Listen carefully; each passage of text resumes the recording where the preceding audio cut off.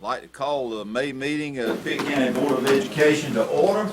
I'd like to thank everybody in our audience this evening for being a part of our meeting. We'd also like to thank everybody watching by television for tuning in to our board meeting. At this particular time, we will have our Pledge of Allegiance, and Mr. Kinney, who would normally be doing that at this time, is deferring to Miss Maggie Hollow, who is a student at Rose High School. Please stand for the pledge. I pledge allegiance to the flag of the United States of America and to the republic for which it stands, one nation, under God, indivisible, with liberty and justice for all. Thank you. Moment of silence at this time were for. Yeah, we need to continue to remember our students. At the end of the year, so many times we have students who, there are different accidents that take place, whether it be swimming accidents, drownings, and so forth, due to celebrating, graduating from school. And we just need to remember our students, remember our parents and our staff, and just that we have a safe end of the year, school year, where our students can celebrate them graduating and the end of the year and the progress that they've made in a safe manner. Let's have a moment of silence.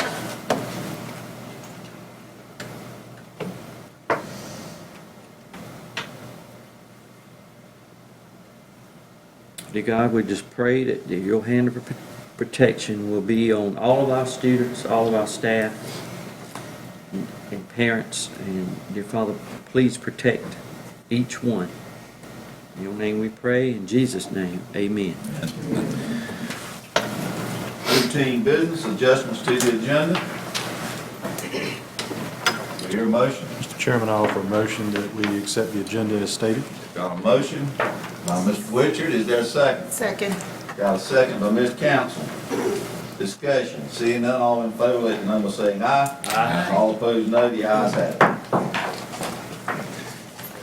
Spotlight on teaching and learning. Before we get exactly to that, as all the board members know, and most of the audience as well, when we do our spotlight on education, normally Brock Letchworth is here to kind of lead us through that and help us with that. But as many of you now know that he is no longer with us, and we're going to miss him tremendously. But he has chosen to move on to another area, and so we wish him the best. And having said all of that, we thank Brock for everything that he has done to help Pitt County schools and the students here. So with our spotlight on teaching and learning, did the former Central students ever come in? Okay, that's what we're going to do. I'm going to ask Mr. Harris, Mr. Maurice Harris, to come forward and make a presentation. All right, good evening. I would like to make a presentation to Ms. Kiersa Strickland at Welcome Middle School. We have a champion of excellence in teaching and learning. At the Collaborative Conference for Student Achievement on March the 23rd, 2016, Ms. Strickland was recognized as a champion of excellence for teaching and learning for the things that she's doing at Welcome Middle School. She has been phenomenal and has been a major asset at Welcome. We appreciate her a lot. Ms. Strickland is kind of like our overseer, and she has a lot of creative ideas, the ideas that I don't have as a principal. So you always know, as a principal, you want to keep those good people with you. And Ms. Strickland has been our backbone with doing things and getting Welcome name out there, and I do appreciate her for that. But she was recognized at the Collaborative Conference of Student Achievement by the Department of Public Instruction on March the 23rd, 2016. She served currently as our media clerk in our media center, but on top of just working in the media center as a media clerk, Ms. Strickland does a lot of other things. She is the head behind our house program that we have at Welcome. She also brought the creative ideas and presented them to me as far as the things with our Motivational Monday and a lot of other events that we've been having at Welcome. So I wanted to take this time to recognize her and say thank you for everything you've done for Welcome, and we hope that you remain at Welcome forever until I leave at least. So again, we do appreciate Ms. Kiersa Strickland for all she does at Welcome Middle School.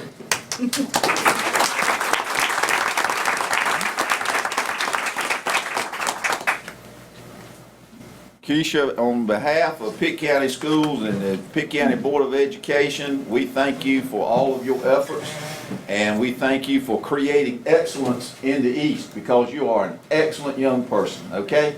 And at this time, we're gonna get a picture.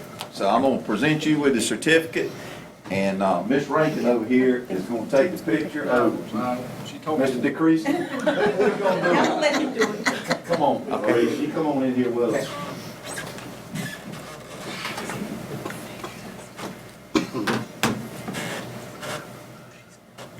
All right, thank you very much. Congratulations again.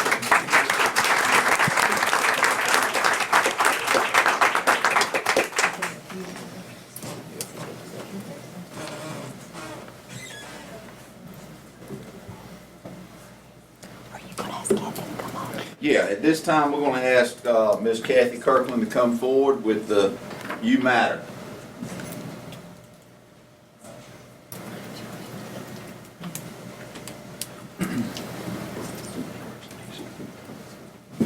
Is this right? Excuse me? Yeah, just click on. Do you want to go ahead and play it now? Sure.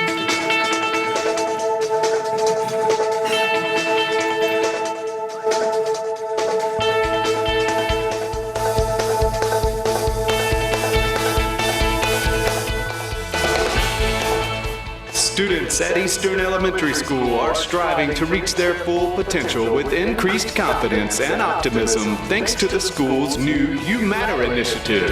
As part of the initiative, Principal Kathy Kirkland works to ensure that all students and staff understand the role they play in making Eastern the best it can be. I knew that I had to do something different because we have great teachers. They're interested in the children, they're invested, they do things with the children outside of school. But the one missing element was having the children believe that they could do what needed to be done to be successful. That's when Kirkland decided she had to find a way to show the students how much they matter in her vision of improving Eastern's academic performance and overall culture. The You Matter initiative has really helped build our kids' self-confidence. We have kids from all backgrounds, all types of homes, and essentially they've taken the I Matter campaign and not only applied it to academics, but they've applied it to their outside lives. It puts to words the practices and the environment that were already in place here. As part of You Matter, students attend a school-wide assembly where they listen to inspirational messages from a variety of famous athletes, musicians, politicians, and more. Additionally, each student is called to the stage and presented with a t-shirt by Kirkland, who also takes the time to tell each one of them that they matter. But the You Matter initiative is more than just assemblies. It's a change in the culture at the school, a change that has students and staff encouraging one another to be the best they can be in all they do. I didn't believe in myself. I felt like I couldn't do it. And then after Ms. Kirkland told me and everybody in the school told me that I could do it and I mattered, I believed in myself and I felt like I had power. When people said that I mattered, it boosted my confidence. Not only has it impacted the children as individuals, it impacts all the children around them. When a child's not successful in the classroom, the children around them say, you can do this, you've got this. And there's something very powerful about another child telling another child, you can do it. Believe in yourself, you matter. And they do that all the time. They just talk to each other about why they graduate, not just from the standpoint of making a 3 or 4 or 5, but you are important at our school. I matter every day and every way, and now that I do nothing less than my best.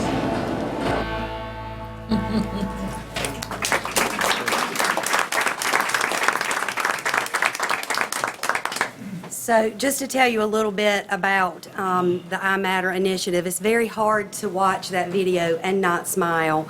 When you're being videoed for something like this, you're very much in the moment until you go back and look at the video.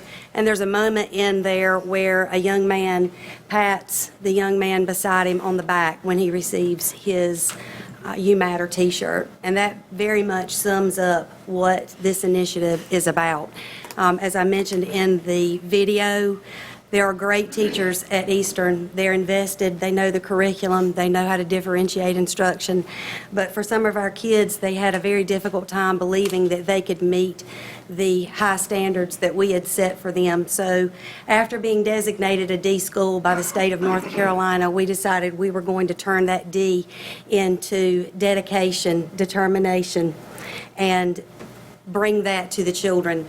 So one of the ways we did it was with the t-shirts, and the children wear these, and they boost each other up and show them that they matter. So I want to thank Haley Davenport and Tymere Langley and Mr. Johnson for joining me tonight, and just want to tell them that they matter, and I appreciate them. Couldn't do it without them.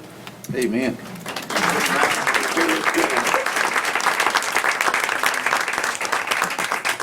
Ms. Kirkland, are their parents here this evening? No, they aren't. They're Okay. just with me, and we just came from K&W, so they're a little full. They're a little full and a little tired right now. I'm glad you told me that D stands for dedication, because when I used to take a D home to my mama, she didn't believe that. Well, if you were like my brothers, you probably tried to turn that D to a B. Yeah, that's right. Let's get a picture. Sure. Okay. And then I have something for the children that can give Okay, that's great.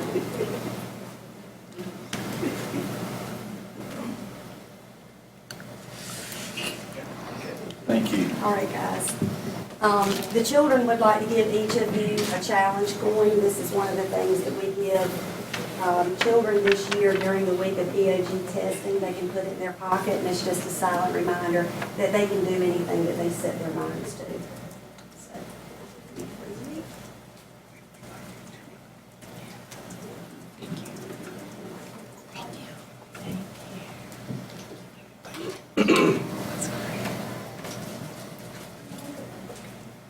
Thank you, man.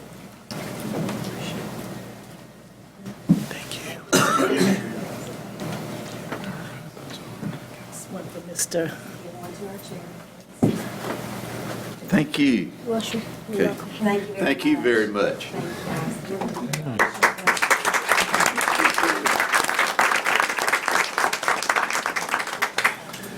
We asked Mr. Tim DeCreasy to come forward next with Math Masters. Okay, I'm here this evening to introduce you to two extraordinary math masters. We had our competition last week, and that's a 3rd, 4th, and 5th grade math competition. And during that competition, we have our school winners, but then we also have our individual winners. And so I'm excited to recognize tonight and present them to you. Jalen Powell and Joshua Mills. Each of them are our Math Masters champions from each of the 2 days. I'm going to ask them to come down, and while they're coming down, I'll tell you a little bit about each one of them. Jalen is a perfect example of hard work pays off. This is Jalen. He's from Pactolus. Last year, he was qualified for the individual competition. He got into the afternoon, competed, got all the way to the final round, and you had a little bit of a wagering error in our Final Jeopardy, and he ended up losing the competition because he missed the question and really just handed it over to the other person. So it's very unfortunate, but he learned from that experience, and this year he left no doubt. He left nothing to chance, and he just dominated day one. And when he got to the Final Jeopardy and it was time to wager, he had about a 40-point lead, and he wasn't going to risk it. Nobody could catch him, and he just wagered 0, just to make sure he did not have that problem. So Jalen, he also was able to pull his team along, and Pactolus ended up 2nd place in the day 1 competition. So Jalen, we want to recognize you with the... Jalen, we're going to give you a certificate on behalf of the Pitt County Board of Education. Proudly recognizes you, Jalen Powell, for creating excellence. Did you know that? Creating Excellence in the East, presented this day, May the 2nd, 2016. Congratulations, young man. Your mom and daddy here, where they at? Y'all stand up. Jalen's parents, stand up. Thank y'all. We're gonna get a picture in a minute, don't go back. So, each of our math masters always get this plate every year, along with a $75 gift card. Have you spent your gift card yet? Okay, hold on. And then we have Joshua Mills. He was our second day champion, and he too showed some perseverance. Last year he competed, made it to the individual competition, did not make it to the final round, but he kept working hard. And when he made it to the final round this year, he was going against last year's champion. And so Joshua got off to a pretty big lead, but as a champion would do, last year's champion came storming back, but he held his own and ended up winning by 2 points. So ended up being this year's Math Masters champion for Wintergreen. All right? Congratulations. And as well, Joshua helped anchor his team to a first place finish in day 2. At this time, Joshua, I would like to present to you on behalf of the Pitt County Board of Education. Look at all them people. A great certificate for creating excellence in the East, presented this day, May the 2nd, 2016. I bet your mom and daddy's here too, aren't they? Stand up. Thank you very much. We're going to get a picture. I want to say one more thing. Okay, go ahead, Tim. These guys, they are so quick with answering those math questions. I wrote the questions, and so I'm asking the question, even though I wrote it, put the answer down.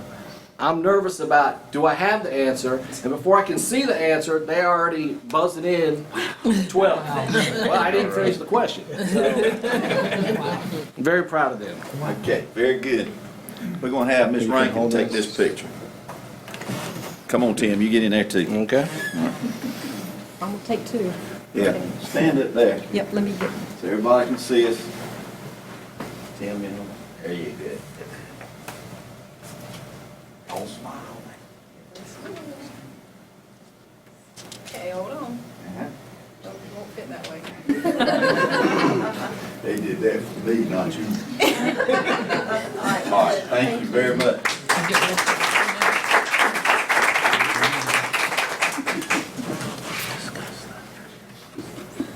I've learned that the Farmville Central boys basketball team will not be here this evening, so we do have one other recognition, and I'm very, very proud and pleased to do this on behalf of the Pitt County Board of Education. We recognized 2 of our members last month, and this individual could not be here because she was sick. But she is here tonight, doing much, much better, and it's the Vice Chairman of our Board of Education. And Mary, I want you to come forward at this time. We're going to present to you. You know I left my shoes home. Come on. That's why. We won't take a picture of your feet. He knew that. That's why when you walk in do you borrow my shoes? Mary, you come on down here. You're doing good.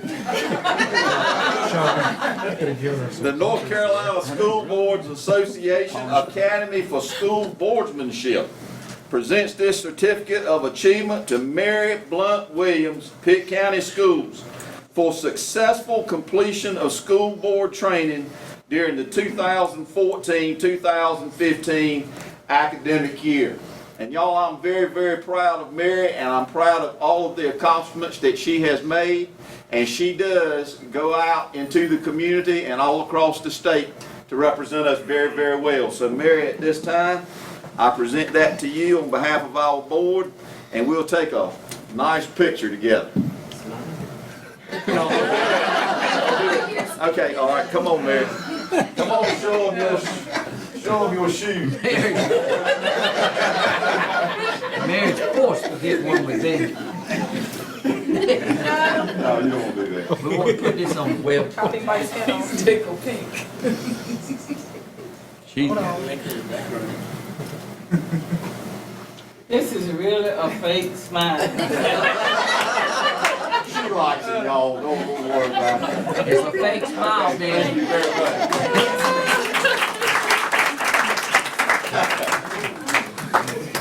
Mary was forced to get it. I was forced. You know, right? Yeah. We're gonna put it on the website.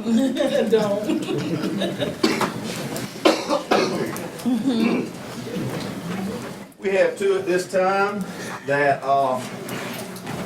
have signed up for public expression. We'll take them in the order that they came. First, y'all have already met this young lady, Maggie Hollow. Maggie?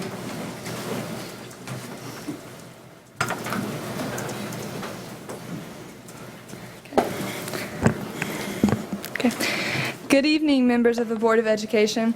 My name is Maggie Hallow. I am J.H. Rose's 2016 salutatorian, and for my Project Connect, I want to abolish the Pitt County Schools uniform policy. As a student required to follow this county's uniform guidelines, I believe the policy is ineffective and will be much more enforceable if replaced by a dress code. The purpose of a uniform policy is to guarantee a more disciplined learning environment that betters the child's education. Every day, I see students forced to miss an entire class period because they violated the uniform. Some days, I've even seen students intentionally violate the uniform policy in order to be sent out of the classroom and excused from taking a test they weren't prepared for. These violations of dress code range from wearing a hoodie, having too big of a visible logo on the shirt, or simply wearing the wrong shade of blue. The student, his or herself, was not the distraction to the class, but rather it was the attention drawn to that student that disrupted our preparation for a test. The uniform policy is also not equally enforced throughout all schools in Pitt County. For example, some schools can wear leggings, some schools can wear logos, some can wear a t-shirt every day, whereas in other schools these exceptions aren't allowed. It is so inconsistent that a student or parent cannot read the uniform policy to understand what is and is not permitted. Often, a violation occurs simply because a student doesn't understand the policy. Another inefficient quality of the uniform policy is the economic issues it causes for students and parents. When a child changes from elementary to middle to high school, school colors change and parents are forced to buy new clothes that correlate with the new school colors. This is a financial burden on low-income families. Socioeconomically, the uniform policy is also ineffective. As previously stated, J.H. Rose is now allowed to wear logos that mark shirts ranging from $80 to $150 shirts that are distinctly different from the plain one bought at places such as Walmart. The question to take away from today is whether or not the uniform policy has solved the issues it was intended to fix. The answer in almost all cases is no, and if the answer is yes, then I assure you the dress code can do the same. A problem with uniforms is that often the students are not dressed inappropriately or poorly, but rather just not perfectly in line with the uniform. With a more simplified dress code, a system will be in place that is agreeable and fair to students, teachers, administrators, and the community. In order to guarantee the success of the new dress code, new rules should be clearly explained and easily enforceable. In Pender County, for example, the dress code is visibly portrayed online to show what is and is not acceptable to wear. According to their superintendent, the dress code is more easily understood, followed, and enforced than the uniform policy that was previously in place. The top priority of any school system is to provide boundaries for students that further their education but do not negatively restrict them. With all of the above considered, I ask you members of the board to abolish the uniform policy and institute a dress code. Thank you. Okay. Thank you, Maggie. Thank you. And then thank you. Next, we have Mr. Bruce Raper.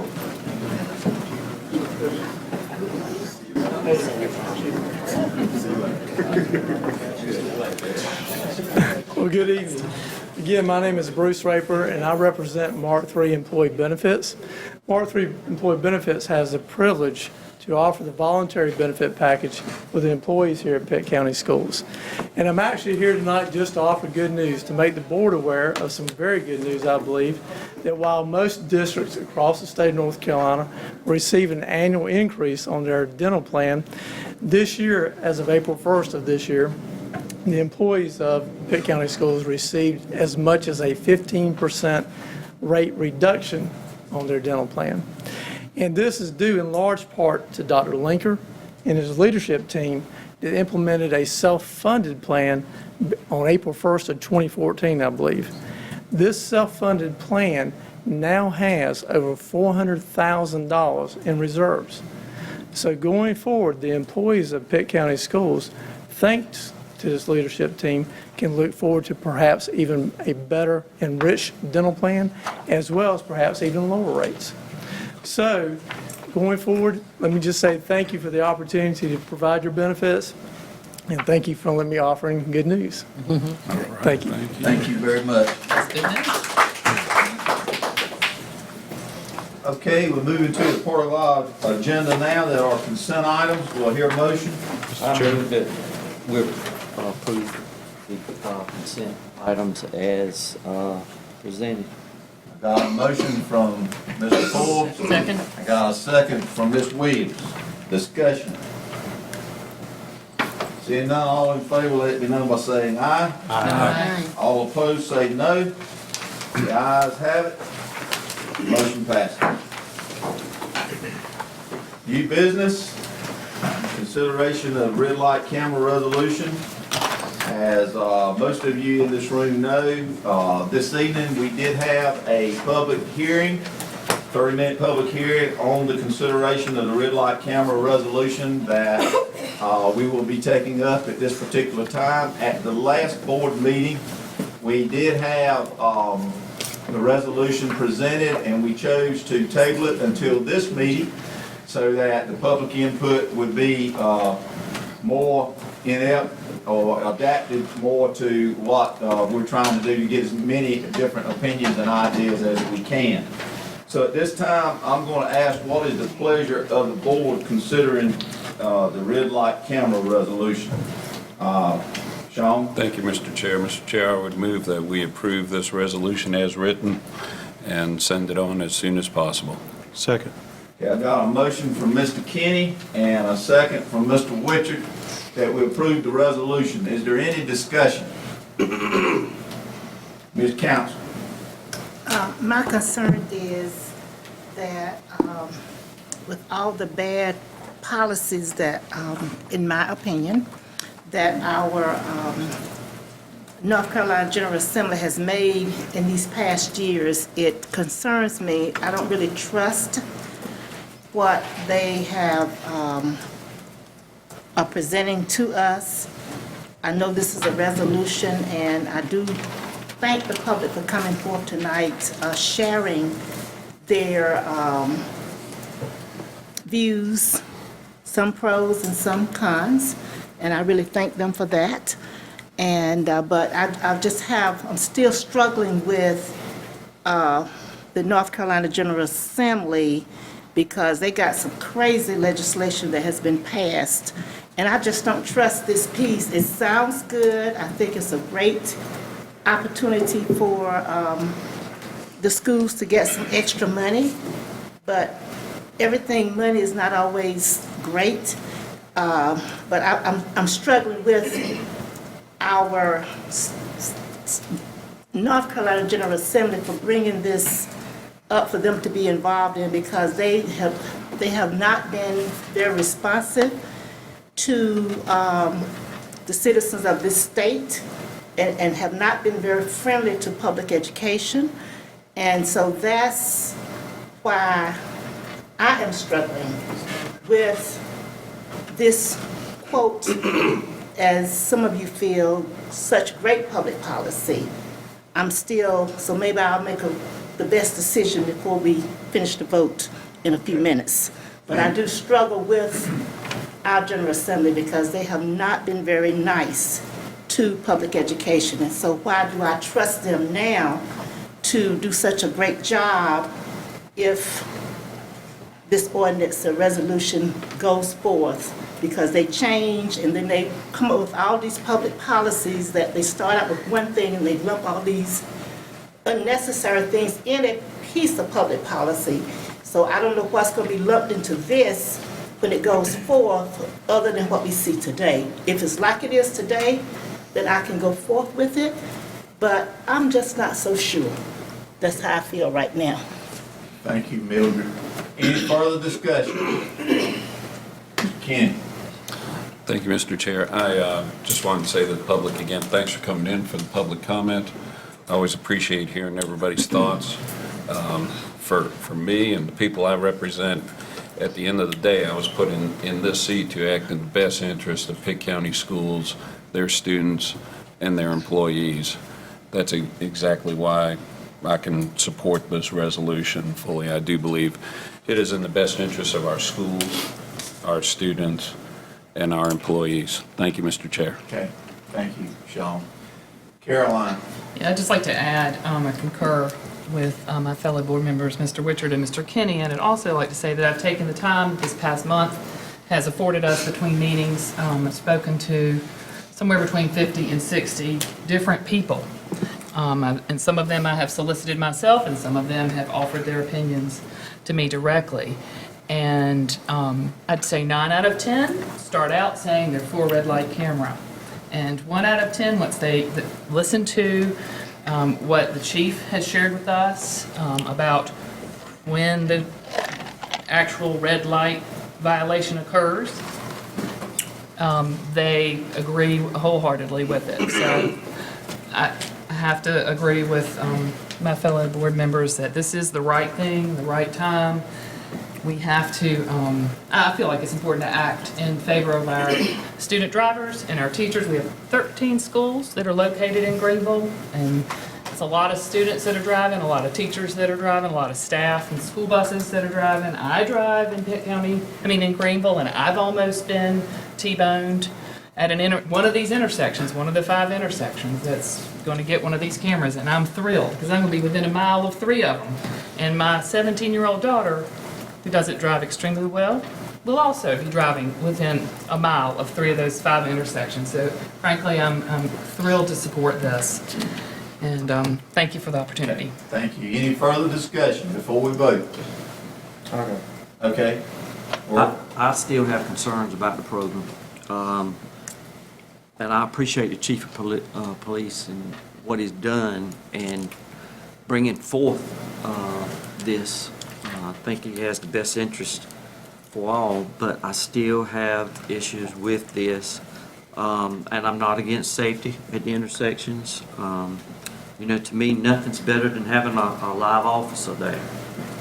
If there is a specific intersection that is truly dangerous. I do know that those rear-end collisions do increase from what I've read in the data that I've looked at. And, I've looked at some other data where, like over a 3-month period, there were like over 4,000 citations, and of which only maybe roughly a little over 1,000 of the citations were paid. So I just think there's still some issues with the program. I'm not against having funds for our teachers and for our teacher assistants and for our staff.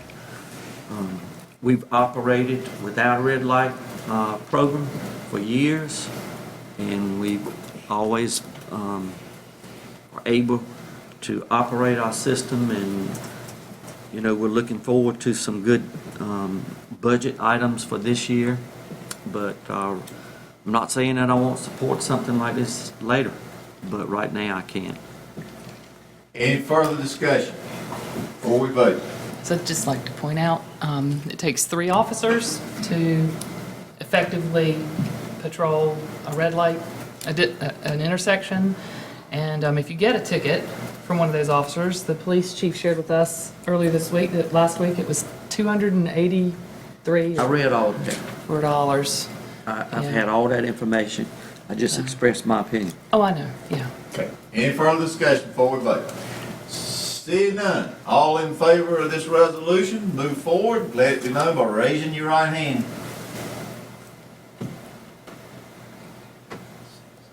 Thank you. All opposed by the same sign. Thank you. Motion passed by a vote of 6-3. Did you get those? Okay. And Mr. Chairman, please let the record show my feelings, because if it comes back to haunt us, I want the record to show what I said, because remember, I was on the city council of Greenville, North Carolina, when we voted it in several years ago. I haven't forgotten the year, but anyway, whenever it was, we voted it right back out. So make sure those minutes, Madam Secretary, show that I do not trust the North Carolina General Assembly the way they have been doing business as it relates to public education in the state of North Carolina, because I can see they may even put the bathroom issue under this piece, because they have made some crazy public policy. So that's an example of how they make law, and that's why I'm saying what I say. So it'll be in the record forever in the Pitt County schools. Thank you. I'm sorry. I got your picture with your hand up. Let the record show. Yeah, put it on TV. Yeah, thank you, Mildred, and thank you everybody for Seriously, their I mean, comments. this is serious because they do some crazy things. It may be, with the transsexual group, who knows, because they have some crazy public policy. I'm serious. Right. They don't study stuff, and they just vote all kinds of nonsense in and out. So please let it show. Yeah, thank you, Mildred. We'll make sure that record shows that. Remember, we're a long ways from adopting that anyway. It's got to go through the North Carolina General Assembly, it's got to pass, then it's got to come back for the Board of Education to look at a memorandum, any kind of memorandum of understanding. So it's a long ways from being resolved and put into effect. So keep that in mind too. All right. Moving on, EPS HR Committee report. Mark, I'm turning it over to you. Thank you. Ms. Olmsted, Dr. Council, if you would please come and present from our meeting.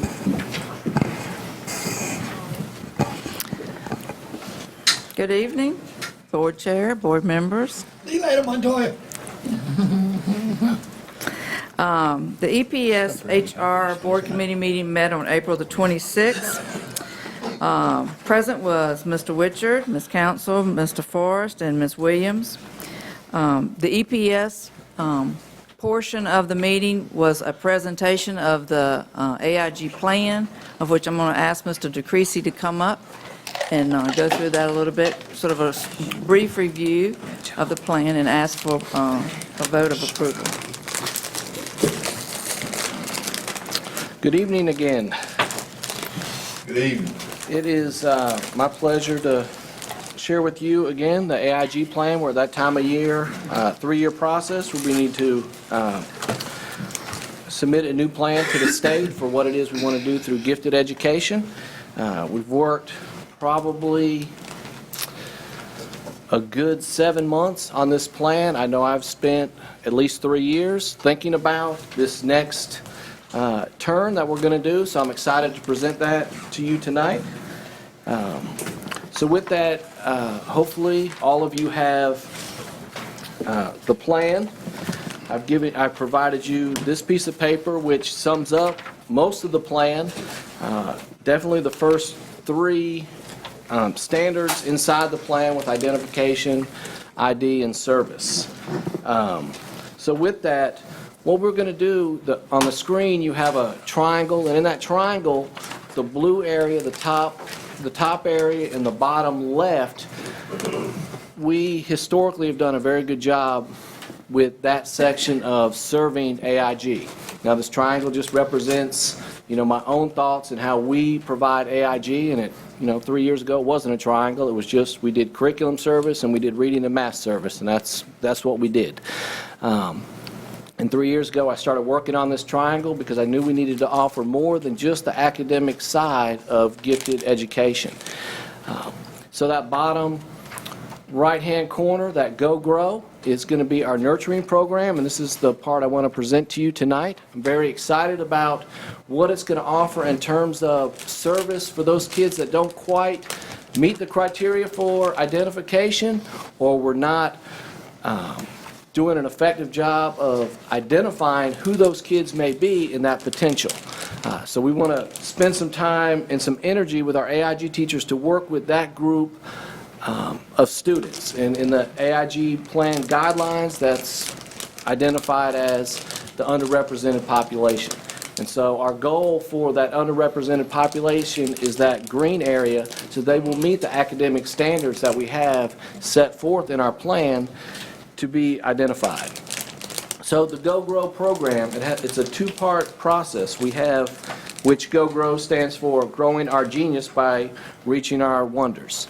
And that is promoting education through those areas where kids are interested in. You know, they will spend time and energy reading, researching, problem solving, and figuring out things that they're interested in. If they're not interested in that, you know, it's hard to get them to turn that corner. So if we put things in front of them that they actually care about, they will do what it is they need to do to be successful. And so there's two ways we can approach that Go Grow program. One of those is academic enrichment, and one of the things I want to be careful about in this new plan is that the schools use that AIG teacher as a resource for those higher level kids. And what this plan is going to do is provide the flexibility for those schools to determine who those kids are. So with the academic enrichment portion, we have a standard for who those kids can be. And that's fine. Those kids that fall into that category probably need some kind of differentiation, either whether that comes within the classroom or it comes by the AIG teacher. That part we pretty much do and we've done historically for a while. But it's that second part, exploring personalized inquiry-based content, that I'm excited about. This door is wide open for us to serve kids that historically do not get serviced by the AIG teacher. And this program is going to be based off of kids that demonstrate outstanding potential. What the school determines is outstanding potential is totally up to them. And what we're doing within that program is then saying, okay, I'm giving you the freedom to decide who those kids are in your building, but the kind of service they're going to get is inquiry-based. STEM is a big thing that we have going on in schools right now, and so I definitely feel like the AIG teacher can provide that STEM opportunity, whether that's through robotics, Legos, story starters, all sorts of Genius Hour things that they can do that kind of align with what we're already doing in our media centers through Makerspace. So I'm trying to bring all of that together. And then the other area that's not on this presentation is through our online learning. Where we're going to open up that pathway for kids to take, you know, any online class that they want that kind of fits into that same idea of what are you interested in? Because at some of our smaller schools, they don't have the ability to offer some of those courses that kids are interested in because they don't have the allotment to do that. And so through online learning, we can do that as well. So that's pretty much the plan, or at least the bigger part of the plan that we are trying to do. You know, as far as our identification goes, all that is staying the same. We're not changing any of that. We feel good about the kids that we're identifying. We just want to take the next step and now let's look at the kids we're not identifying and let's try to raise the bar for them to get them to meet this standard right here. So does anybody have any questions? Tim, are you ready for a motion or approval of your plan this evening? Yeah, sure. Mr. Chairman, I'd like to offer a motion for approval of the 1619 AIG plan as stated. Second. Okay, got a motion and a second that we approve the plan that was presented. Discussion, Mary. Yes, Tim, I have one question. Okay. For you, Mr. Chairman. Identifying the students at what level? Like if you have some kids that come in even from pre-K or just in kindergarten, being in a structured daycare, structured environment, as opposed to a child who has not. The testing part, is that always at a cost?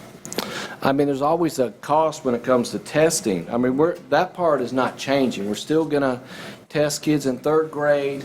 You know, to be identified AIG, they have to meet the criteria that's outlined in this plan, which is the same one we've had for the last 6 years for the most part. But what I want to do is have the AIG teacher put more focus on K-3. Like, who are those kids that fall into that underrepresented population? Let's get them in a Go Grow class and let them learn based on what they want to learn about. And then through that learning, they can then raise up their own academic intelligence that they will actually qualify as. So we're not, I guess I may have asked my question wrong. It's not necessarily at third grade. No, they can test, well, we don't do our first testing until third grade, but then at that point, like on this sheet in the back, you will see, we provide 2 tests. So, well, I guess what I'm trying to say, the reason I'm asking this question is I have some parents who said, well, my daughter's too smart for pre-K, or my son is too smart for this. And so I'm like, well, have them tested, and let them skip kindergarten, maybe go on to first grade. Okay, so on page 5 of our AIG plan, there is a K-3 where we use Read 3D data, and they take the test, they score level L. That is outlined in the plan what that score needs to be. I'm not ready to identify. I'm not far from this, but I don't know that I'm ready today as we stand to say let's identify that kid in first grade that has the L AIG. I have one of my AIG teachers right now is working on his master's degree, and he's doing that research. Okay. So I'm kind of waiting for him to give me those results, but I would hope in our next plan, that's the next step that we take. When a kid comes in kindergarten and they're at this level, let's identify them. Let's not wait till third grade to identify them. Okay. So we're moving in that direction, not quite ready to make that firm statement, this kid automatically is going to be gifted. Okay. So we have some research going on right now for that. So another issue too, I think, being in the committee meeting that we had, is the high level of expectations of children. I think we need to do a better job at that. And how are we getting this message out to the parents to promote their children more, and then when they get to school, that the school does the same thing? Because I think, because I've been dealing with school systems many, many years, and I found that those parents that have those high expectations, and then the school teachers have that same expectations, children tend to do better, but if they don't expect anything, they don't get too much. So I think I like the way this looks, and if it's implemented the way you say it's going to be, then I think we are going to see more kids that have not had the opportunity, that would not have had the opportunity if we didn't use this approach, I guess, better way of saying it. So I think because there's so many bright young people today, and they're not given credit, because what always angered me when I go to these graduations or the awards day, and you see very few kids of color, African American in particular, being in the top third of that class or being a marshal, and it's not. It's not that hard if parents know to, first of all, they got to speak up and not let the child be the boss, they boss, and say you're going to take the highest thing that school have to offer because you're just as smart as anybody else that's in there, and you're going to take that course. That's what I always told my children, and they had to take it, and they excelled at it. And so I guess what I'm saying to the parents, they have to do a better job, promote it and push it, and don't let them, bow out. And then when they get to the schools, then those teachers have to take it from there to push the same thing. And then they not just do it this year, and next year they don't do it, but the entire 13 years. Don't let up. I agree. So As a special education teacher at Bethel, I had high expectations. I wanted every one of my EC kids to pass the 8th grade integrate test. That was my expectations. Right. I worked with them, and when they left me, every one of them They passed it, right. that test. And you had some dynamic teachers pushing and doing everything they could to make it happen. Because I kept up with part of that too. Students will that rise to the bar that you set. And so that's what we want to do with setting Go that bar Grow. high and sticking to it and teach the parents how to do it. So if we could get a little better at that, I think we will see so many more kids being in those top classes. Because I foresee if we pushed it hard enough, we could have more of them in the top than at the mid and the bottom. Okay? Thank you, Mildred. Any further discussion on the motion? Seeing none, we'll proceed to vote. All in favor of adopting this plan, let it be known by raising your right hand. Thank you. All opposed by the same sign. Motion passes unanimously. Thank you very much. Thank you, Tim. Great job. Mark? Dr. Council?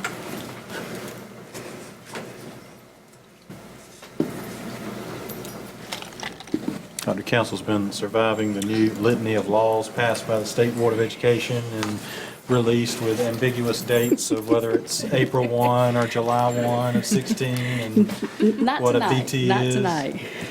Tonight, I'm just going to review some information that was shared with you all during the HR committee meeting. I opened up the meeting by sharing with you or reminding you that during the month of February and March, I shared information about the teacher working conditions survey. That was information that was captured both by the district and by the state. But during the committee meeting, I wanted to share Pitt County's individual exit survey that we capture staff members, not just teachers, teacher assistants, custodians, all of staff of Pitt County when they exit Pitt County. Ex-employees are currently asked to complete an online survey anonymously. The survey is about 21 questions. Currently, we have a low number of participants that answer the survey, but during the presentation, I want to show you how we're going to hopefully increase that number. And we do offer personal exit survey interviews to all staff. When a person or staff member actually resigns from Pitt County Schools, this is an email that we actually send out to them in their current Pitt County Schools email address. And it just lets them know that they have a survey that we would like for them to fill out. The next page is the actual survey. And this was given out where it shows the 21 questions that we ask. And those 21 questions fall in different categories, not all in human resources / personnel, but leadership and also dealing with the school district. So the next 3 pages are questions 1 through 21 of the questions that they see in the online survey. And of course, a part of that is about what is their current position, what's their age. So the questions aren't as detailed as we would like for them to be, which is why I'm moving forward to recommend a deeper survey. But before we get to that, I want to actually show you that since 2015, and in fact, January 30th of 2015, we've only had 56 responses, and that's over 413 days, and we actually pulled this back about three to 4 weeks ago. So our goal is to increase that number by different ways. This right here will be a draft of the 2016-17 Pitt County Schools exit survey. Ex-employees will be asked to complete the survey again online anonymously. The committee, we did have a conversation about actually allowing ex-employees to say who they are and what schools they're from. I do believe in compromise, so therefore we're going to go back and have a deeper conversation. I mentioned to Dr. Linker that possibly we could even, if they could say who they are and what school they're from, that could be, or they could fill out the survey anonymously. They would have that option. Also, a paper copy will be available. Again, we'll offer the discrete personal exit survey interviews. And our goal, again, is to increase the number of staff to complete the surveys by using their personal email address. Because, again, when they get ready to exit the system, we send it to their Pitt County email address, and I believe that's only active by the end of the day or a couple of days after. One of the ways that we would like to increase it is, this is a picture of a separation vacancy form that principals fill out. The committee members, you all have this in your packets that we sent out. But this is a separation vacancy form that principals fill out in AppleTrack. So in AppleTrack, when they click on resignation, here we go. We want to add, we haven't done this yet, so principals that are, assistant principals that are here, we're actually going to share this with you tomorrow in the principals meeting, that we're going to add a slot for them to put in the personal email address of the staff member. So that way, Keishlan or Mr. Buck can actually email the survey directly to their personal email address. The committee also discussed, or it was a recommendation of actually having staff members come into central office and complete the exit survey in that way. So we're having that conversation as well. But one of the ways to capture it is through AppleTrack and putting in their personal email address. So we hope to increase the number of surveys that way. Also, as far as the survey itself, again, we had the 21 questions on the previous survey. I felt like we could capture our ex-employees, their comments a little bit better. One up here to the top, and this draft, still, they will click on what their position is. And in the middle, they will circle or they will click on the reasons why that they're leaving. I like this really, I particularly like this because it actually aligns with the teacher turnover summary. Those actual numbers are the same numbers that, when they exit and the state reports back to us as to why teachers are leaving the district. Over on the far left, it ranges from, before we go to the far left, right there in the middle, it says what grade, what level, elementary, middle, high, or even central office. And it ranges from strongly agree all the way to strongly disagree. And the questions, I decided that we needed to put the questions in various categories. And the categories are leadership, program management, HR focus, or HR/personnel, information, analysis, and results, and also strategic planning. And also to the far right of that, they actually mark the reasons yes or no, if that was the reason why they were actually exiting Pitt County schools. So again, this is a work in progress. This is a draft that we were looking for your approval of the HR committee. Mr. Chairman, one of the things that I mentioned in the committee meeting is the need for indication of either the staff member's name or the specific school site where they were coming from. So if there's a particular issue that you're seeing over and over and over again in terms of staff members leaving the district, that could be a conversation point for central office leadership with building level principals if there's some coaching that can go on in those particular areas that are problematic for staff, because I do think teachers need to have a voice specifically when they're leaving the district. If there's some things that could be remedied or improved to help their working conditions be better. Okay, thank you.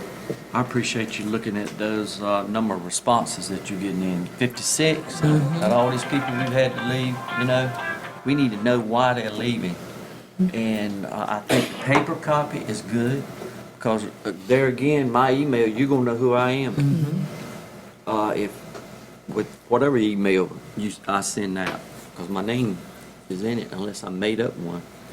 But anyway, I think that paper copy is good, and I also think it's a good idea when they come in to sign maybe some of their paperwork, that they're given a room to go and anonymously complete the survey, and they put it in an envelope and give it to a neutral person.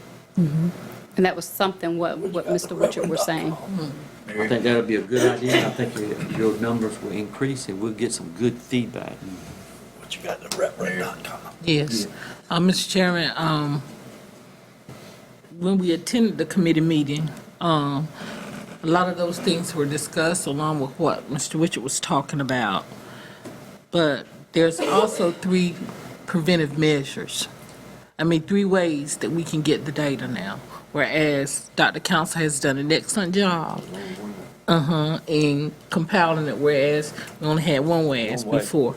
And I feel as though, and I spoke about this in the meeting, this is not a thing for a got you for a principal. We don't want to do that. We have Dr. Council here, we have, the superintendent here. We just want positive feedback that will serve the whole district, not just particular districts or that gotcha moment for anyone. So I think that with the work that Dr. Council has done, with the with prior to what we had until tonight, I think is sufficient. So we don't have to feel like we're pinpointing or saying, well, at this school, at this building, at this time, then this is what happened to me. No. They're responsible enough individuals to gather that data with us and share it with us as a board if necessary. So that's all I had to say about that, Mr. Chair. And thank you, Dr. Council. Absolutely. Mark, are you looking for formal action from the board on this? No, I don't think the plan is completed yet in terms of where it is. Just an update. The next board meeting, I think we get a chance to vote. I think was what we discussed. Okay, thank you. Okay. Mark? All right, thank you. Appreciate it. Dr. Council, did you have anything further? That's all, all the EPS and the HR updates. Very good. Thank you so much.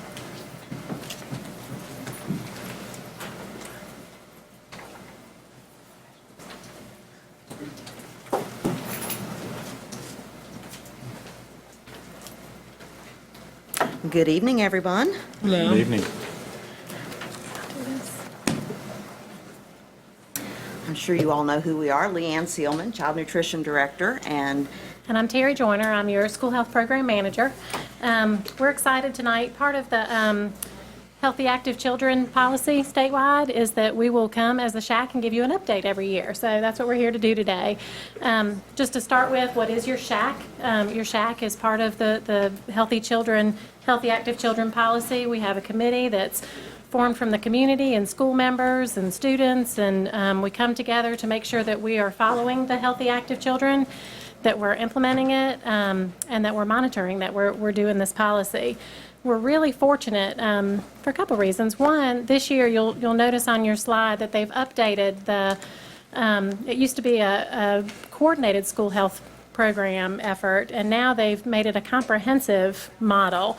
And we really like the new model. It's made more emphasis on the community. It's spread out a few of the areas just to make it a little bit more comprehensive and more focus on the kid and the overall whole child success of a child. So one of the benefits, I said that the new model talks about the community, and one of the great things in our SHAC is we have got phenomenal, just absolutely phenomenal community collaboration for our SHAC, for our students here in Pitt County Schools. I listed some of the folks that participate regularly. We've got Ron Butler with the athletic director, Leanne, Cheryl Olmstead has started joining us this year, Shonda Cherry with student services, myself, in the community, which I kind of fall in both. I wasn't sure where to put myself, but community, Latangi Knight with the Vidant Medical Center Injury Prevention Program. Alice Keene and Rita Roy help us out from the Community Schools and Recreation. We've got great physicians from ECU Physicians that are participating, Dr. Wilson and Dr. Holder. Keith Letchworth, one of the things that we really struggled with was making sure we had mental health folks in there, because we all know that we have lots of mental health issues in our schools. So Keith Letchworth has joined us with Trillium Health Resources. He's been a great addition. Jennifer Hardy with the Pitt County Health Department, and Jo Morgan, who was our chair. She's now retired from the health department, but she continues to participate on our SHAC, and we're real excited that she still does that, because now she's sort of our community rep.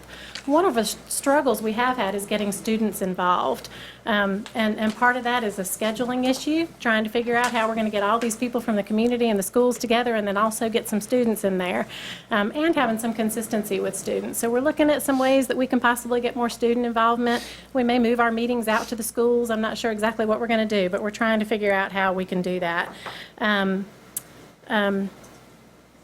So that's our partners, and like I said, we're really fortunate to have a lot of community partners. And as a SHAC, we are a whole school health advisory council. So we want initiatives that include students as well as our staff members too. And our SHAC has been active and then kind of not active and active again, which is the way of a lot of SHACs across the state. It's kind of hard to get the impetus going for that. But we decided this year we really wanted to pick out something that was productive and sustainable for the staff and the students as it related to health and wellness. And we also knew that we wanted to participate in a grant that was allowed, or I guess we were given an opportunity to participate in a grant that Vidant was awarded, the Learn Healthy America grant. And that is a division of Prevention Partners here in North Carolina. And as a part of that cooperative effort, we've done an assessment of the school district, and we've done an assessment of one of our schools, Elmhurst. They're a fit campus, and thought that they were an appropriate partner for that. And I'm going to let Terry talk to you about the outcome of the assessments. Oops. So we did our assessments, and like Leanne said, our system-wide assessment came out as a B. We did learn, now that we've done some coaching with Learn Healthy, that some of the answers that we answered, when they have this assessment, a lot of the questions are not black and white. There's a lot of gray area in the middle of the questions. So since we've had our coaching session, we're thinking our grade might be a little bit better, but even a B is a super grade. It goes A through D, and it just shows that we've got a lot of strengths in our county, but some we can still work on. Our school-based health assessment, we did, like Leanne said, at Elmhurst, and again, that came out as a B. Like I said, the B, we certainly would like to have an A, but we're excited about a lot of things that are really going well in Pitt County Schools, and we're going to talk about some of those successes at the end of our presentation. We did identify some areas of growth that would be difficult within some of our statewide policies to attain. Graduation requirements kind of put some holds on some of the things, like having 2 nutrition classes in high school to graduate. Some things are just very difficult to do with some of the guidelines that we have as a school system to be able to provide, because it's a national assessment, so they're looking at bigger pictures, and some things would be very difficult for us to do here in North Carolina. So as part of our action plan, one of the things as a SHAC this year, we really decided we wanted to look at our healthy policy, health and wellness policies, and look at this assessment that we did with Learn Healthy and see what areas can we work towards to improve the health and wellness of our students. And the first thing that we decided, because we really think that this is going to help us grow other initiatives that we might want to do, is to identify and recruit some wellness champions in each school. I think you guys probably remember when our staff wellness policy came out, we recruited wellness champions for our staff, and we made some great improvements in the schools, some wonderful things that our staff wellness folks are doing. We've got the softball league, we've got exercise rooms for staff, and Zumba classes going on, lots of staff wellness things. But we really feel like we need a staff wellness champion in each school that's not only going to look at staff wellness, but student wellness as well. We really hope that that person can help us communicate what needs to be happening with our healthy children, our healthy active children policy. Not only communicating things from the SHAC to the school, but also what's going on well at the school. What kinds of things would they like to see us focus on, and bring that back to our SHAC where we can work on that. They would also be their own PLC, where they could get together, all of those staff wellness champions across the county, and look at county-wide. What are some of the things that maybe we could do as a cohesive group to improve the wellness in our schools? And again, implementing and monitoring, that goes back to the SHAC's responsibility and the Healthy Active Children policy. Those staff wellness champions can kind of help us monitor what's actually going on out in the schools. When we did the assessment, some things were like, I'm not sure how we're implementing that part of it. So we really want to get some better answers back. So that's the number one thing on our action plan.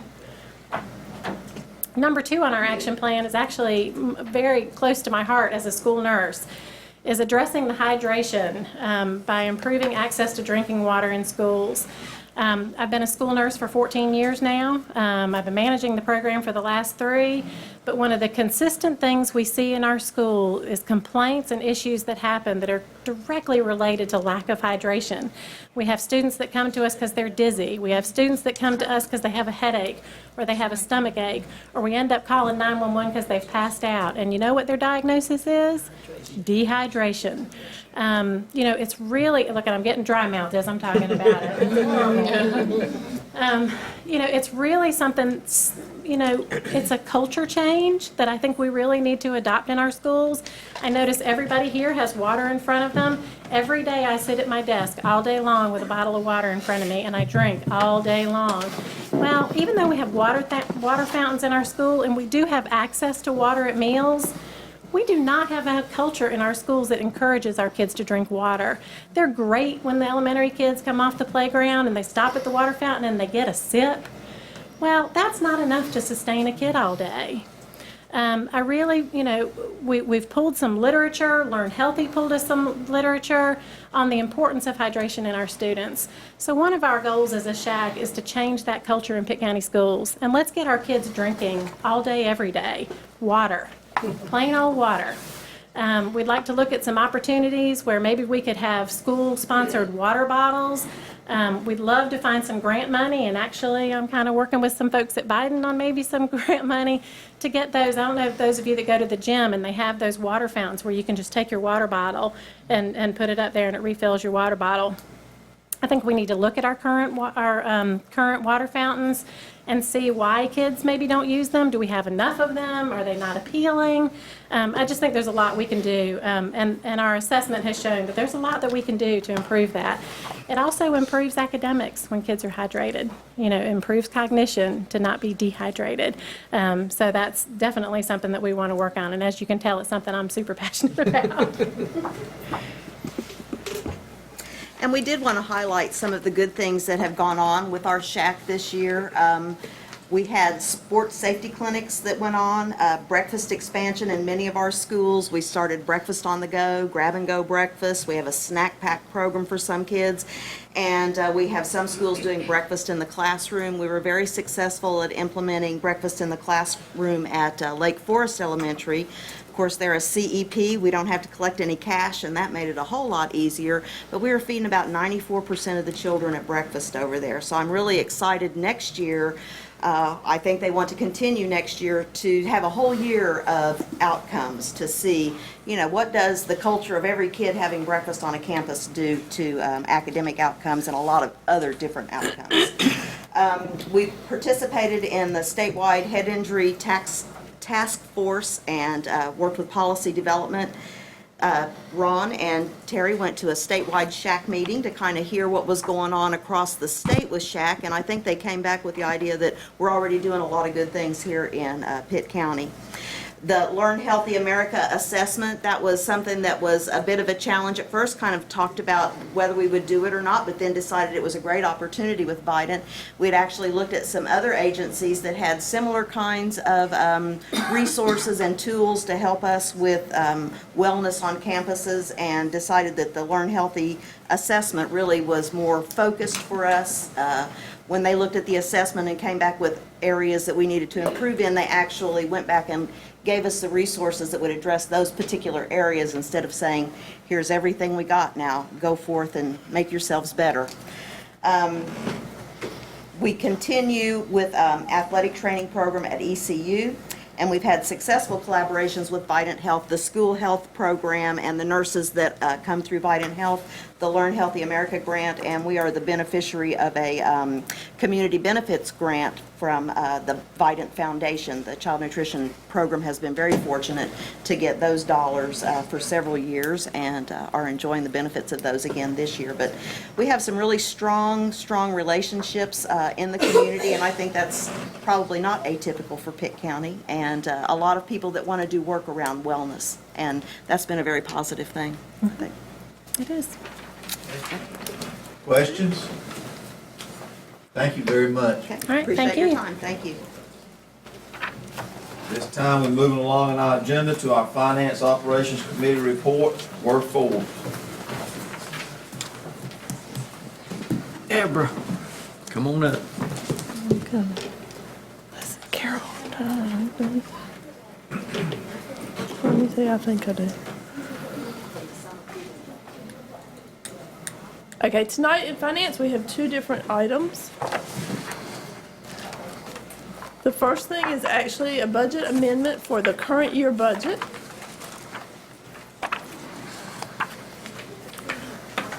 And with this resolution, we'll be increasing the budget by approximately $1.5 million. And you can see on the chart the different funds that that's related to. In the state, it's approximately $662,000. In federal funds, $559,000. And in special revenues, about $350,000.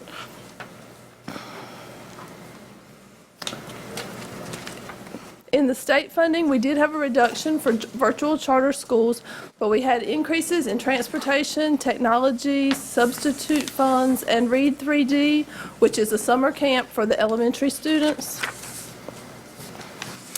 In the federal funds, we've had increases in various areas. The major ones were preschool and special needs risk pool. And in our special revenue funds, we've had funds from STEM grants and additional grants related to STEM, United Way, Partnership for Progress, and Health Occupations. So with all of these included in the budget, we're at $233 million, and approximately 58% of that is state funding.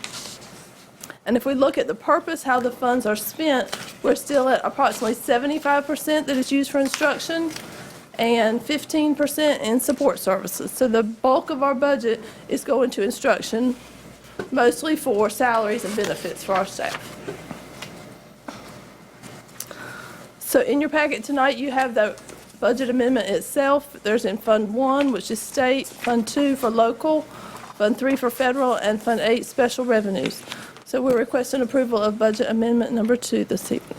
Mr. Chairman, I offer a motion that we approve budget amendment number 2 as stated by Finance Officer. Second. Got a motion by Mark, second by Caroline. Discussion? Seeing none, all in favor, let me know by saying aye. Aye. All opposed, no. Ayes have it, motion passes.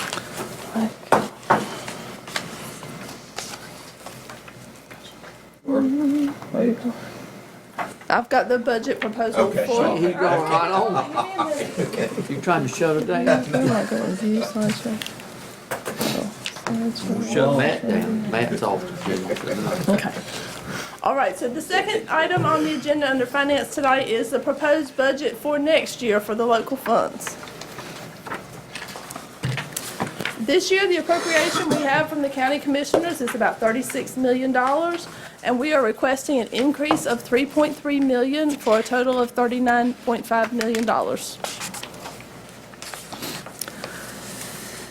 That $3.3 million can be broken down into fixed cost increases and new money requests. The fixed costs would accommodate the salaries and benefits that are built into the projected budget, and also $75,000 for liability insurance. And these are the parameters that those numbers are derived from: a 5% increase in teacher salaries, a 3% increase for other state employees. Then there's also related increases in retirement, health insurance, and the liability insurance. Under new money requests, these are things we've talked about as an aid to help recruit and retain our teachers. Right now, when a teacher comes to us, they start at a 2% supplement, and we're hoping to increase that to 5%, so we're requesting $430,000 for that. Currently, our teachers get a 5% supplement. So we're hoping to be more competitive with other counties around us to move that up slightly over the years, and this year we're asking for a 0.5%, which would cost the district $564,000. In addition to our teachers, we also want to consider our classified staff, so the board has requested that we ask for funding for that. A one-time 1% payment for classified staff would be $345,000. We've got funds requested for instructional staff development, which is something we're doing currently, computer leases, and other technology needs.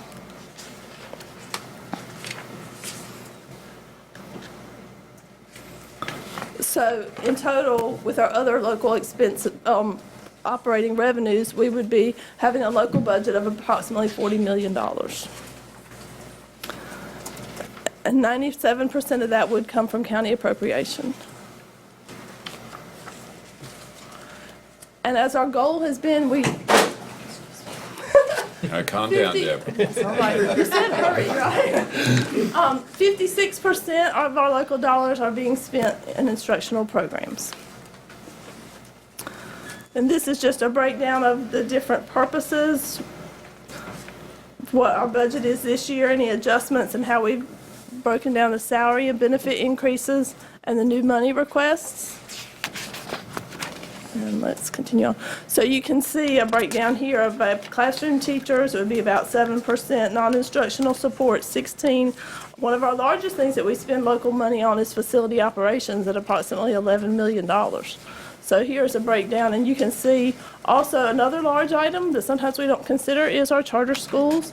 We're paying approximately $1.1 million out to our local charter schools.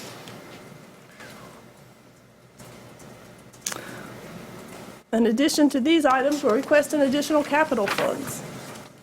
Since the year 2000, we've added about 1 million square feet by having new schools open and additional classrooms and athletic buildings.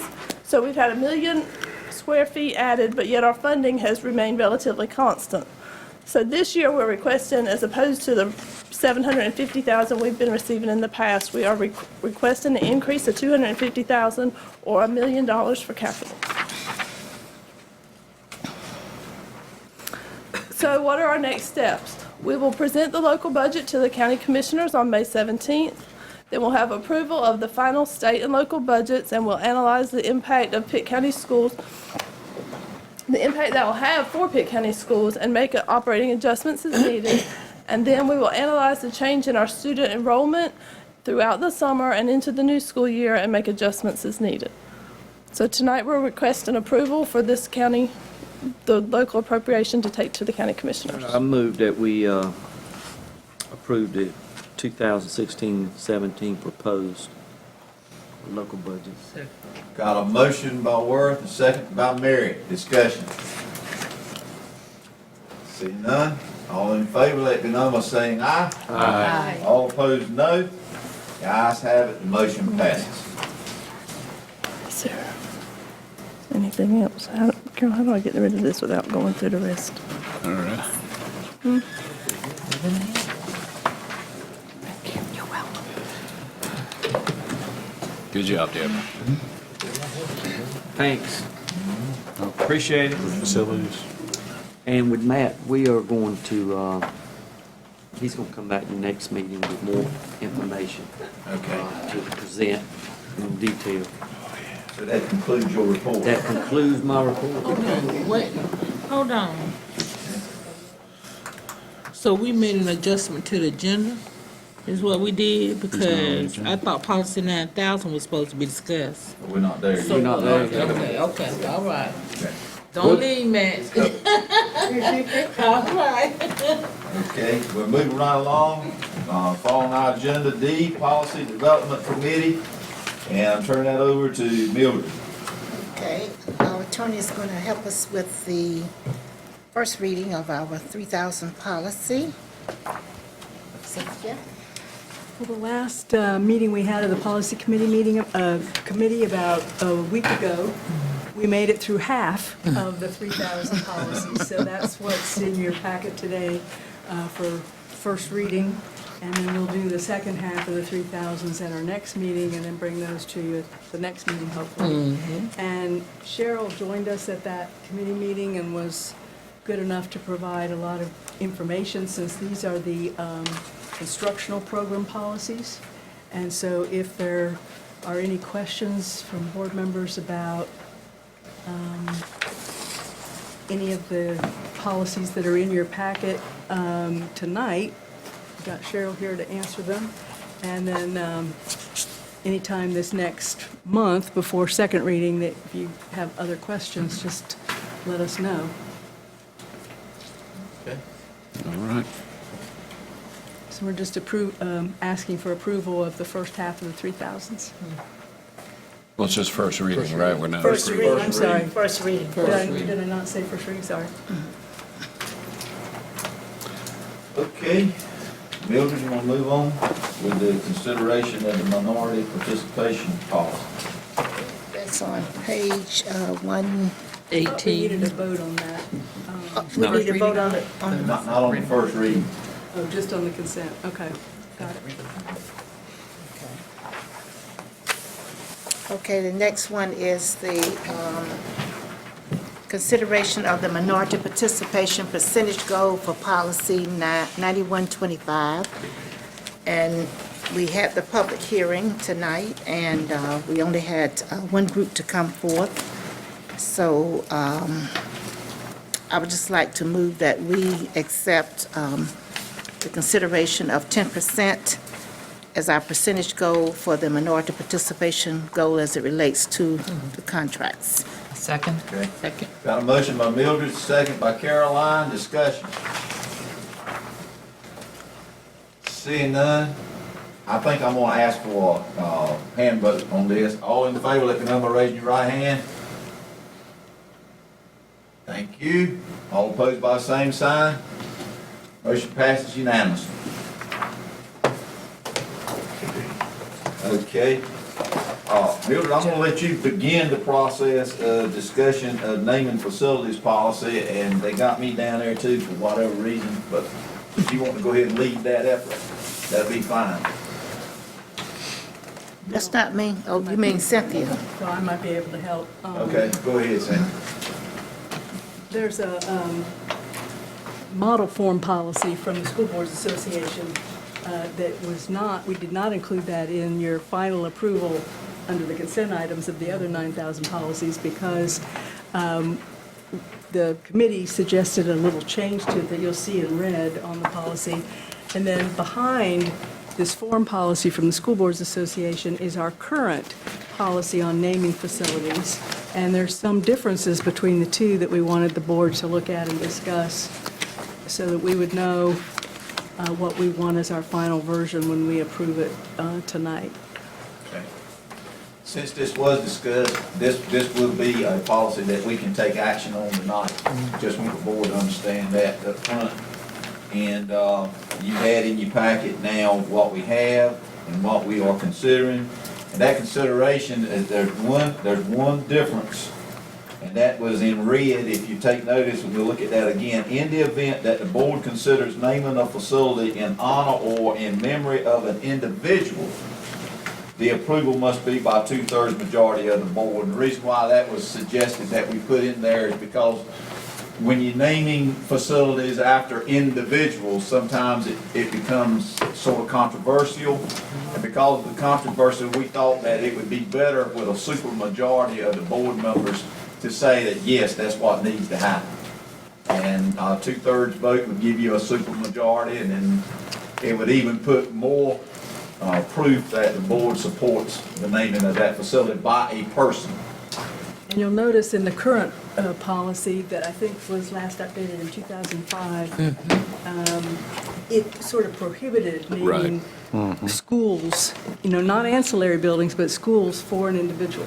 The form policy from the school boards allows it in the board's discretion if it's a educational leader or someone who has provided funds to the district.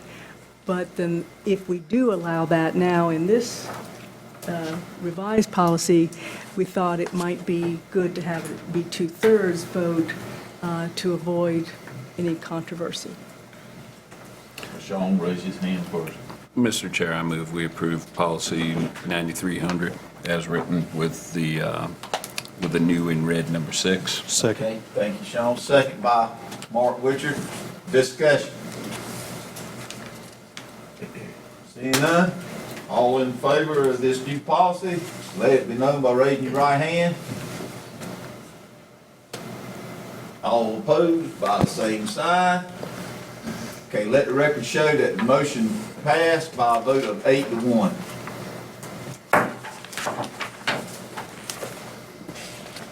All right, at this time, we'll go to our closing comments. Dr. Lincoln. Just quick, I want to let the board know that tomorrow at the White House, the National Teacher of the Year ceremony is happening. And we don't have a teacher there, but we were informed this weekend that the National Association of Elementary Principals had chosen 3 principals from across the country to be there representing that organization. And one of those principals was our own Mr. Steve Lassiter. So as representing the North Carolina as principal of the year, but he will be at the White House tomorrow with the Teachers of the Year and also representing the principals. So certainly thrilled to have Mr. Steve Lassiter in Pitt County Schools, even if it's only for another month. But we're going to claim him for another month anyway. Steve's certainly on his way to great things. Thank you, Mr. Chairman. Thank you. Mark? First of all, great meeting tonight. I think we've had good discussion on a number of topics around the county, from red light cameras to our new Policy 9125. I think those are very positive things for our board going forward. I also appreciated the sentiments tonight by the very articulate high school student from Rose High School. There are a number of members of this board that have children in our schools, and I can tell you, since being on the board, the uniform policy has been something that I have been more than disappointed with in terms of the variance as it goes across the district in different schools. And particularly in the high school setting, I think our high school students, we expect them when they go into the world of work to be able to be prepared and put together. That is something that I think we are stifling to a certain degree. And so I think we should be a little bit more trusting in our young people to put themselves together in a manner that's appropriate to go to school. So hopefully this is something we can visit at some point. As I was told by members of the board when I first got on, that that's something that they were not willing to do because so much time, quote, was put into putting the policy together. Well, I think time now may be for us to look at this as something that the system needs to evolve into a change with. Thank you, Mark. Sean? A lot of time used to be put into writing in calligraphy, and we don't do that anymore now, do we? That's exactly right. And speaking of trusting our students, it's prom season, and I've been very pleased with the way prom season has gone so far, and that we've had no catastrophes. That always is a concern to everybody on this board, every faculty member, and every member of the community, and I thank everyone for being responsible out there. I want to recognize and thank again Tim DeCreasy for all his work with AIG. I know I've met one-on-one with Tim over the years, and his passion for AIG is just unparalleled by anybody that I've ever met. When I sit down with him to go over a plan, he articulates it very well. He's very excited about it. He's energized by it. Very glad he's with our staff. I'd like to commend Roy Cooper. I don't know if anybody read an article on April 27th in the News and Observer. He's filed a lawsuit against some former administrators of a charter school, and we want to commend him for his efforts. A little late. Remind people not to necessarily drink the Kool-Aid. Also, last night, I was part of a Sassy banquet, which was held over in Martin County at the Hitchin Post, which is an outstanding organization of student athletes who go into leadership. I would like to see that grown here in Pitt County. We have 6 high schools. Only 3 had representation at this. And with everything we've dealt with as a board regarding athletics, we could certainly encourage leadership amongst the athletes. And that's it. Thank you, Mr. Chair. Thank you, Sean. Caroline?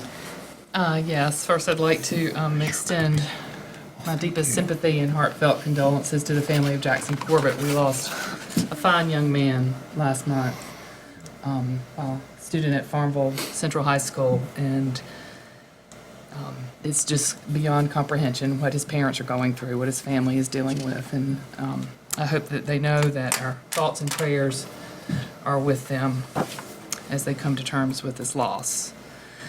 I'd also like to remind everybody that this coming this week, actually, and other times later this month, is Staff Appreciation Week, and it is time for us all as a community and parents to support and recognize the incredible work that our teachers and administrators do in this state. Our administrators' pay is at 50th out of 50 states in this country, and our teachers' pay is pretty close to that, somewhere in the 40s. And I would encourage everyone to not only remember their teachers and their administrators and other staff members at their children's schools, But also remember, now is the time to speak to our legislature. They just started in their short session, and they need to be reminded of how important we hold our teachers and our administrators in our schools and how critical they are to the future of our country and our state. I'd also like to thank Harrisville Public Schools of Pitt County for being here. Ms. Dibble has been attending every single meeting since her position there started a year ago. Their parent engagement program is about to finish up. They're going to have 20 graduates later this month. Applications for next year's class are online at ppspittcounty.org, I believe. I would encourage anybody who's interested in working with and on behalf of and advocating for public schools in Pitt County to go online and take a look at that application. And finally, the Literacy Coalition of Pitt County is offering free books from birth until age 5. Literacy Coalition of Pitt County. Go online and check it out. Okay, thank you, Caroline. Mildred?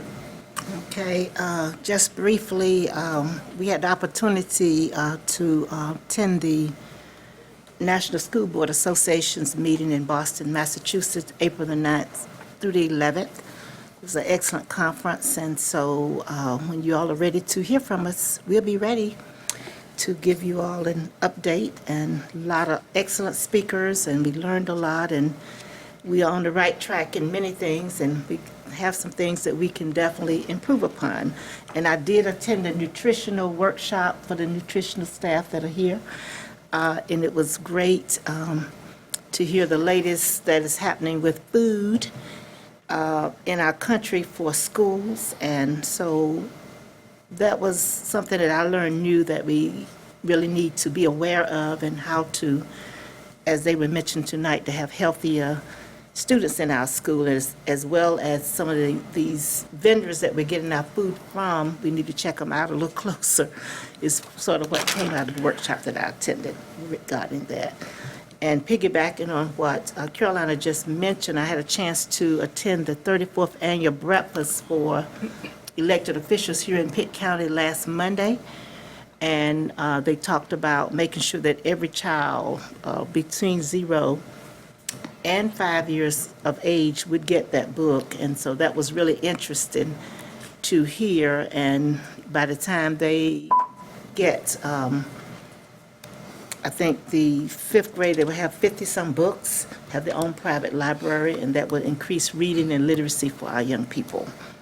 And I'd like to thank everybody that came out tonight and supported the hearings and all the great things that we discussed tonight. Thank you, Mildred. Billy? I like to piggyback on what Mark said tonight. You know, when you got a young person, a senior in high school, come out and speak, and the one word that they said tonight that I always like to use is consistent. You know, we need, maybe that be a thing that we get these principals and administrators in line for next year, is consistency. Thank you, Mr. Chair. Okay, thank you, Billy. Walter? I don't usually say nothing, but I am tonight. On April 23rd, I went to the Pitt County Teen Safe Driving Summit. It started out, I said, well, I need some extra credits, so I will go. When I got there, I was real fascinated. It was from 9 to 3. But what I was really disappointed about it was Pitt County wasn't even involved in it. Pitt County schools. There were over 150 parents and teens. A lot of them were from Pitt County schools, and some were from the county surrounding. Now we have a driver's education coordinator for Pitt County. Dr. Link, I suggested maybe next year he get involved with the program. Miss Jennifer Womble was the lady that put it on, Miss Jennifer Davis. They did an excellent job. When you have a mom that will stand up in front of that crowd and tell you what it's like to have her daughter killed while texting and driving, you could have heard a pin drop. She also had a car outside where they could see what her daughter was driving. There was Pitt County Sheriff's Department, EMS, everything that was there. A lot of things that was very interesting. I figured if I got my certificate early, I was going to leave. Well, I didn't. In fact, I stayed over. It was so interesting. And I think Pitt County schools needs to get involved in it. Maybe if a sponsor or something. Farmville Central was there with a demonstration booth thing they had. They were really involved in it, and we need to get involved in county schools with it. They talk like if they get enough sponsors and money next year, they put it on. Johnson County sponsors that whole program themselves. I'm talking about the Johnson County Board of Education pays the bill. We need to look at it. They were supposed to be getting me some cost figures on it. Okay. Thank you, Walter. Word? I'd say this past week I talked to a detective in regards to the number of young people that are getting involved in drugs. And not saying necessarily in Pitt County, but this is a national problem. And the number of young people who are involved in drug overdoses has increased dramatically. In fact, he talked about it. He had dealt with about 12 in the last few months, cases that they, are dealing with. And it is rich, it's middle class, it's everybody. And it's no certain group. And I just think that our parents, we need to encourage our parents, number one, to have dialogue with their children so that they can hear what they're saying. If they're having struggles, if they're having problems, that they have dialogue to where they can get help. And our schools need to help our parents in pointing our parents in the right direction to help alleviate some of these problems. Also, our school personnel, they need to be involved as much as possible. I mean, you can spot a child when you can look at them walking down the hall and you can tell there's a problem there. And we do not need to turn our heads as educators. We need to reach out to those children and help them, because I don't want to get a text where we have lost a child due to an overdose. And I think our county is doing all they can, but we always can do better. Thank you, Word. Excuse me a minute. This was also involved in that same program I was in, what he was talking about. We need to get them all involved. I didn't mean to interrupt you, Mary. Thank you. But it was iterated what he did because that was included in it. Mary? Yes. I'd like to thank everyone for coming tonight, especially our students and our parents that was recognized, this evening, including myself. I would like to thank Ms. Strickland at Welcome Middle School on her recognition at the national level. We have another lady across on the New North Star, which is the north side, Miss Olena Staten, who also won as guidance counselor. She's runs our Everett program down at North Pitt, and she was recognized nationally for her work also. I'd like to say thank you to all the teachers and staff, because it's Teachers Appreciation Week this week, so we'd like to give thanks to them for all the hard work that they do. The College Bound program is taking place today and tomorrow down at Pitt Community College, and I would encourage principals to do a better job. We had one high school in our district that only sent 3 people, so we have a problem with that, and I'm sure that there's more, there's graduating in that and that are interested in college, other than 3 out of a high school. So I would like to acknowledge that, and I'd like to encourage parents to call the high schools to make sure that if your children are interested in community college or a 4-year institution or HBCU, we want to make sure that they get the help that they need in attending those schools. I also like to thank Ms. Strickland again at Welcome, and Ms. Gwendolyn Spate-Holloman, retired educator out of Chesapeake, Virginia. She did our Motivational Monday for our students at Welcome, and again this afternoon at North Pitt. And it was truly a blessing, because we really thank God for the Lifeline. She's the author of that book. So thanks, everybody. Okay. Thank you, Mary. In conclusion, I would just like to thank again the community for the involvement that they showed to us tonight at the open forums that we had. The hearings, I want to thank them for being a part of the process, because it's very, very important. I want to thank this board for allowing that sunlight. I think it was very important that we provide and make the community understand and know that we care and we do listen to their concerns. So I want to thank the board for allowing that to happen. Also, for the community to realize that as far as the red lights are concerned, this is just one spoke in the ladder of a process. And we'll continue to follow that process and see where it leads. Nobody is essentially geared toward one direction or another, but it is a process, beginning of a process, and I want to thank the board for the courage to allow that to happen. Also, I want to thank Mary and Mildred and Caroline for taking time out of their schedule to go to Boston, Massachusetts, and to get more acquainted and attuned to what's going on the national level as far as school boards are concerned. We're looking forward to them at some point. We're still trying to figure out a time when they can come back and do some sort of abbreviated workshop for the board to allow us to understand and know a little bit more what they learned while they were there.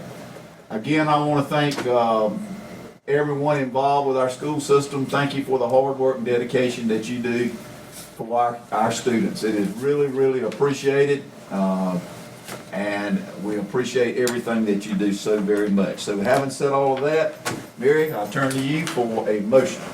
I move that we go into closed session. Second. Don't we have to state? You gotta read. You got to state it? Yeah, you got to State state. right. Okay. To prevent the disclosure of privileged information under 115C-402 and 115C-321 of the North Carolina General Statutes or regulations and/or under 20 U.S. We don't need that part. Okay. And to consider the qualification, competence, performance, condition of appointment of a public officer or employee or prospective public officer or employee, or hear or investigate a complaint, charge, or grievance by or against a public officer or employee. North Carolina General Statutes 143-318.11A6. Okay, you heard the motion. Is there a second? Second. Got a motion and a second. Discussion. All in favor, let it know by saying aye. Aye. All opposed, no. The ayes have it. We'll go in closed session, take about 3 or 4 or 5 minutes real quick. State Farm was one of the things.